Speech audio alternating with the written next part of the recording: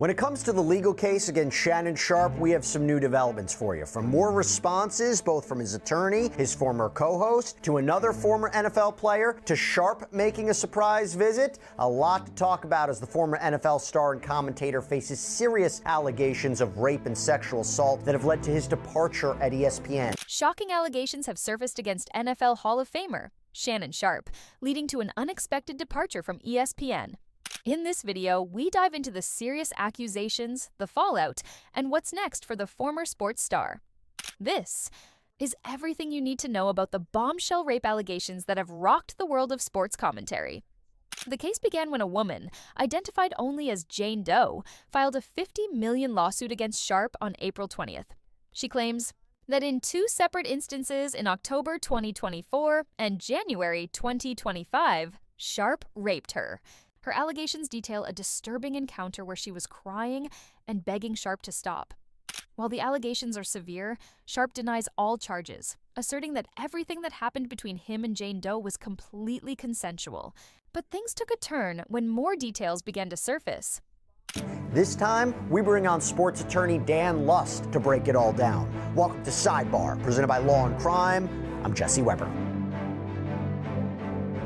NFL Hall of Famer, podcaster, sports analyst Shannon Sharpe has been in the news quite a bit this last week, and as updates come in, we have been covering it here too on Sidebar. The case grew even more complicated when a disturbing audio recording was leaked. In it, a voice resembling Sharpe's allegedly threatens to choke the woman. Although the context behind the call remains unclear, and we only hear part of the conversation, this new development added fuel to the already intense fire. This isn't just a legal battle for Sharpe, it's a battle for his career and public image. The recording is troubling, but is it enough to prove guilt? That's where the situation gets murky. Now, Busby responded and said that these messages are from before the alleged assaults, and really a woman can say yes 99 times, but that one time she says no, that's all that matters. And in that vein, by the way, an audio clip was released by Tony Busby, or seemingly by him and his side, capturing the voice of a woman whom attorneys identify as the woman suing Shannon Sharpe, telling him not to manipulate her.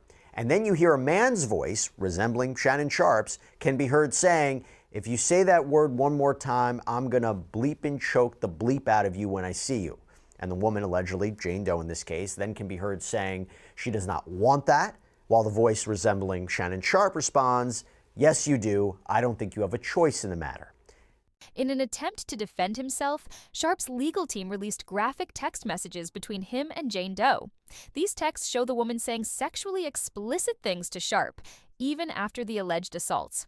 One message from October 2023 reads, "I want you to put a dog collar around my neck and choke me."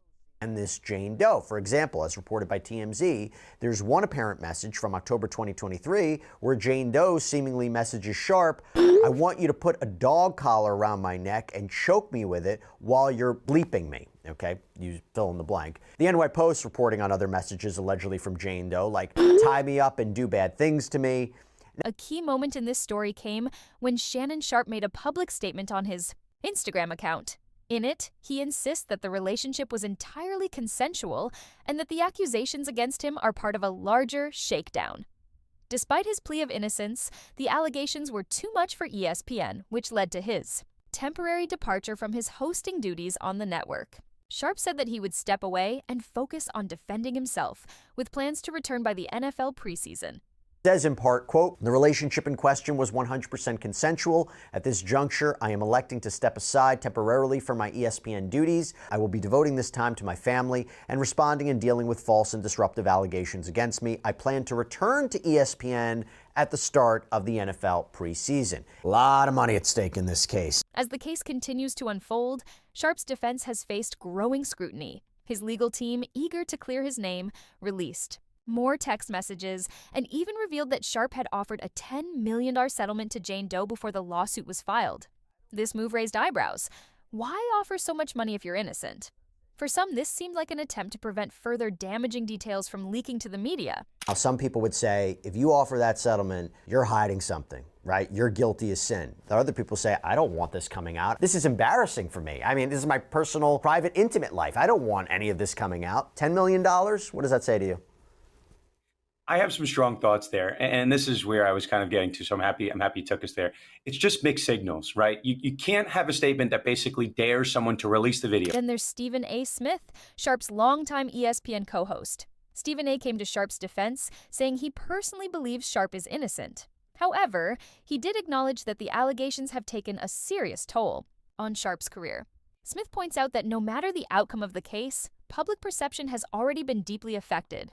For ESPN and Disney, the network's parent company, this situation is too toxic. With the release of private messages and audio, Disney has distanced itself from Sharpe, marking the end of his time with ESPN. For now. Now I want to go to Stephen A. Smith. We talked about Stephen A. Smith. This is Shannon Sharpe's co-host on First Take. We talked about him in a previous sidebar, but there was a lot more comments that he made, and I want to get into it. So this was on Smith's YouTube show, and he said the following. Do I believe that Shannon Sharpe is guilty of what he's been accused of? Absolutely not. That's my personal opinion. The brother that I've come to know, I don't believe would assault or rape anybody, and I'm going to state that emphatically. But just as emphatically, I'm going to remind everybody it is my opinion because of what I feel about him, and not in any way imply that I know a damn thing beyond that because I don't know. I'll always be here for him if he needs me. Just the same way I said that about Skip Bayless when he departed from Fox. Just the same way that I would say about any of my friends. That's what friends do, even in the toughest of times. Sometimes, especially the toughest of times. They ain't telling you you're right all the time, and hell, sometimes they may not stop you from falling into that abyss, but they're there to lift you up when nobody else will. He added, when the news came down that he and ESPN had mutually agreed that he would need to come off the airwaves of ESPN, it was a blow. A blow to the show, a blow to me personally, because I'm going to miss him. But it was not a surprise. I've been at Disney since October of 2003. I know this place. I know the worldwide leader that is ESPN. Despite these efforts, the scandal isn't fading anytime soon. In fact, Shannon Sharpe is now facing even more legal trouble. The 2023 lawsuit from another woman, Michelle Evans, is still active. Evans claims Sharpe sexually assaulted her, and her lawsuit mentions many of the same allegations that Jane Doe has made. Sharpe has denied these allegations too, calling them manipulative and false. He claims the woman involved was harassing him and even using text messages to intimidate him. Sharpe's attorney, again, Mr. Schuster, addressed something else in Jane Doe's lawsuit. So in Jane Doe's lawsuit, there was a reference to another lawsuit filed against Shannon Sharpe by a woman named Michelle Evans back in 2023, and it's still ongoing. She's suing for a variety of claims, including defamation for Shannon Sharpe allegedly sexually assaulting her. And in fact, there was a reiteration of one of the same allegations as Jane Doe in this current lawsuit. For example, Evans' lawsuit claimed that Sharpe told her during a sexual assault that he would, quote, make it so no other man would want me. And in fact, in Jane Doe's lawsuit, it reads, Sharpe would repeatedly tell Doe that he wanted to do things to her that would make no other man want her. Okay, so take it that way you will. But according to a sworn affidavit from Shannon Sharpe, he denies the allegations from Michelle Evans that she laid out against him, says it was actually Evans who manipulated and threatened him, says that she was harassing him via text messages and phone calls. Well, again, his attorney, Mr. Schuster, has made a comment on that too. Even though Sharpe maintains his innocence, public opinion continues to sway. His career is at a standstill, with his $100 million podcast deal now in jeopardy.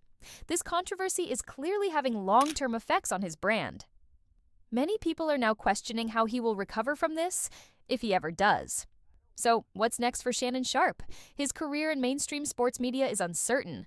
But one thing is clear, he has created his own media empire with his podcasts and independent platforms. This could be his path forward. Despite all of the drama, Sharpe's loyal fan base continues to follow him. But will he ever be able to regain the trust of mainstream media and brands like ESPN? Only time will tell. So, do you believe Shannon Sharpe? Do you think this will be the end of his career? Drop your thoughts in the comments below, and make sure to subscribe for more updates on this developing story.